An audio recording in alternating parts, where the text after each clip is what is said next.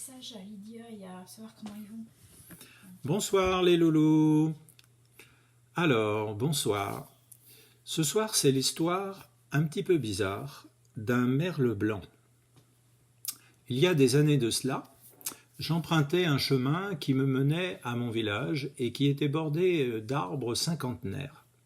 Je roulais doucement à cet endroit et un bon jour, j'aperçus une curiosité, un merle blanc de la tête à la queue. Il arrive parfois que des individus albinos, on les appelle comme ça, naissent dans un peu toutes les espèces. Il y a des girafes albinos, des éléphants albinos, des rhinocéros albinos, et même des êtres humains albinos. Là, en l'occurrence, il s'agissait d'un merle albinos qui était blanc.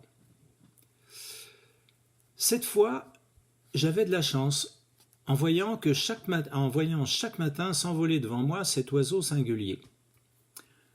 Un autre spectateur assistait aussi à ce spectacle. Un vieux monsieur avec une casquette à carreaux et semblant promener son chien en laisse pour s'arrêter juste à l'endroit où on voyait le mieux l'oiseau blanc. J'étais toujours heureux de croiser ce monsieur avec ses petites moustaches courtes brûlées par un mégot et son chien, car je savais aussi que je verrais le merle blanc. Il se passa des mois avant qu'un jour je fus contraint de ralentir au point de m'arrêter, et là, surprise, en fait, le chien, un fox, n'avait aucune laisse, et il répondait uniquement aux gestes de son maître. Le vieux monsieur tendait le bras comme s'il avait une laisse, et le chien se posait sur ses pattes arrière. C'était incroyable de voir la complicité entre le maître et l'animal qui se remettait à trottiner dès que le signal lui était donné.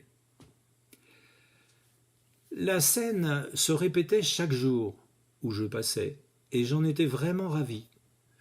Ce chien, avec sa laisse imaginaire, ce monsieur qui semblait si calme et admiratif, lui aussi, du merle blanc, dans les branches et parfois posé dans la prairie près des chevaux. Un jour, pourtant, je ne vis plus le monsieur à la casquette et au chien rigolo. Mais le merle blanc, lui, était toujours là.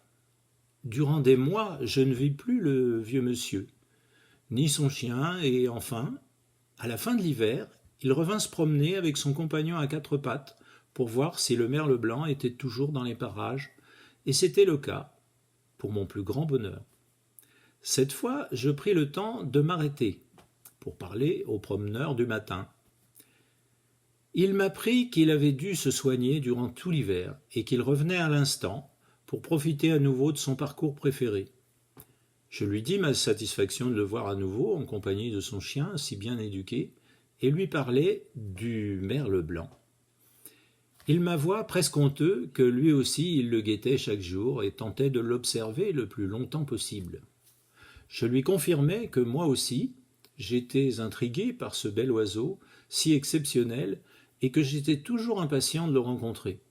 Nous nous quittâmes un peu comme des conspirateurs qui auraient voulu conserver le grand secret de l'existence de cet oiseau blanc. Et cela dura environ 2 ans. Qu'était-il arrivé à notre merle blanc?